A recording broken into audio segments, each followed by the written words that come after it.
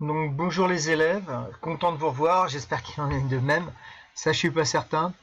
En tout cas je vais vous donner maintenant la correction du TP12 sur le vinaigre blanc. Alors sur ce TP document 1, on vous disait finalement qu'une solution qui était acide, c'était une solution qui avait un pH qui était plus petit que 7.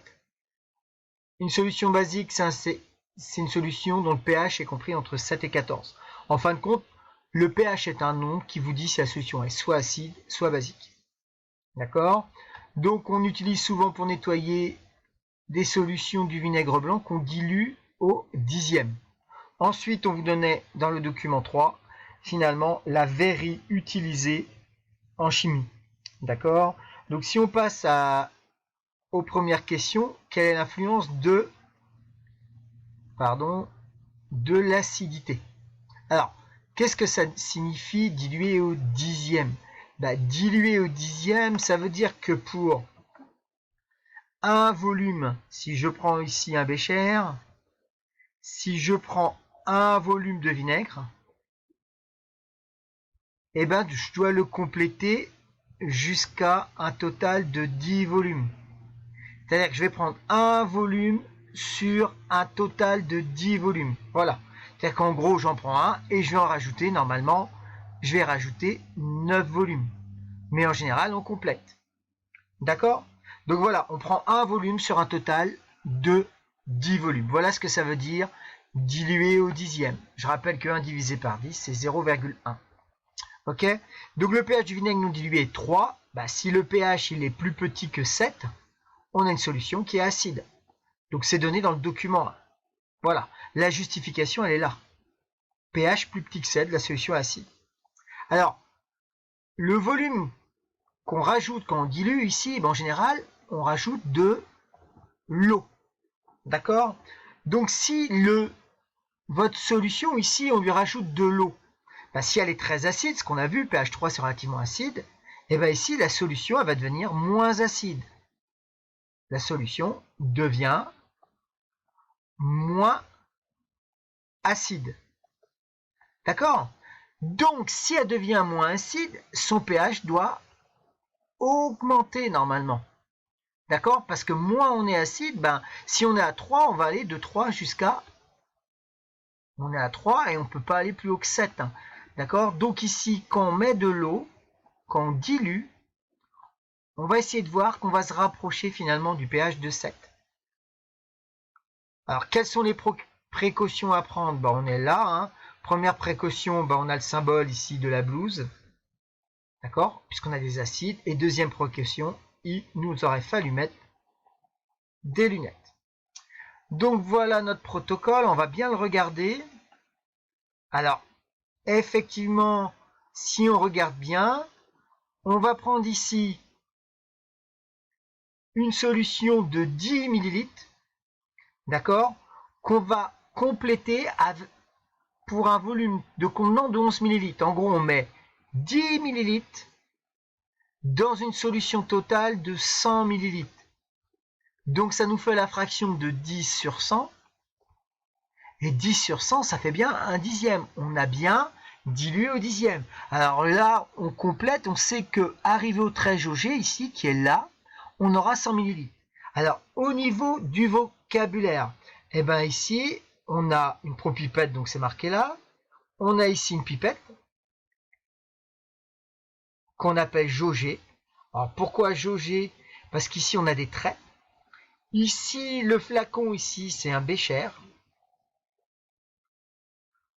On a ici une fiole jaugée à un trait. La piscette, c'est là où on ajoute de l'eau, en fin de compte. On complète avec de l'eau. Voilà, nous avons, fiole jaugée, on va mettre un E, ce sera quand même plus joli. Donc on a ici dilué au dixième. D'accord? Donc si je dilue au dixième, voilà ici ce qui va se passer. Hop. Ma solution ici, finalement, on obtient un pH de 4, c'est-à-dire qu'on obtient un pH plus grand, ça veut dire que la solution, elle est moins acide que la solution de départ. D'accord? Alors maintenant, comment on fait pour diluer au 20e? Pour diluer au 20e, va falloir prendre 20 ml sur une solution totale de 100 ml. C'est-à-dire qu'ici, ça nous fait 20 sur 100. C'est la même chose ici que 20%. On est bien d'accord? 20 sur 10. Alors, comment faire ça? Je vais faire mes dessins qui sont pas terribles. Hein. Hop, hop. J'ai ici une fiole jaugée. Je vais prendre une fiole jaugée de 20 ml. Prélèvement que je vais faire ici dans un bécher qui contient mon vinaigre. Donc, je prends donc 20 ml de vinaigre. Ces 20 ml de vinaigre, je vais les mettre ici dans une fiole jaugée. Donc ici, je vais déposer mes 20 ml de vinaigre et je vais ajouter de l'eau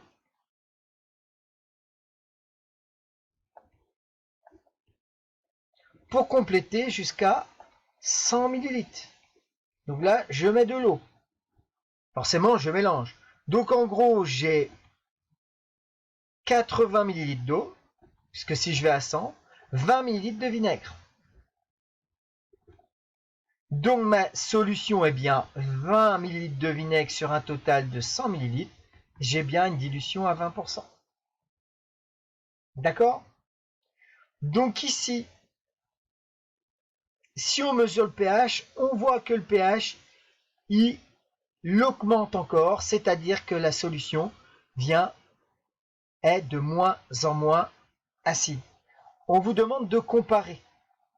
Alors, on va comparer. Qu'est-ce que ça veut dire comparer? Dire que c'est plus grand, plus petit ou égal.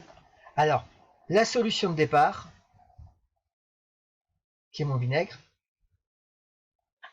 elle a un pH de 3. Elle est plus petite que ma solution à 1 dixième, diluée à 1 dixième, qui a un pH de 4. Qui est encore plus petit que ma solution à 20%, qui est encore plus diluée, qui a un pH de 6. Voilà. Alors tout ça en dilution, on voit bien qu'ici, on aura toujours quelque chose dont le pH sera plus petit que 7, c'est-à-dire la solution neutre. Donc plus on dilue,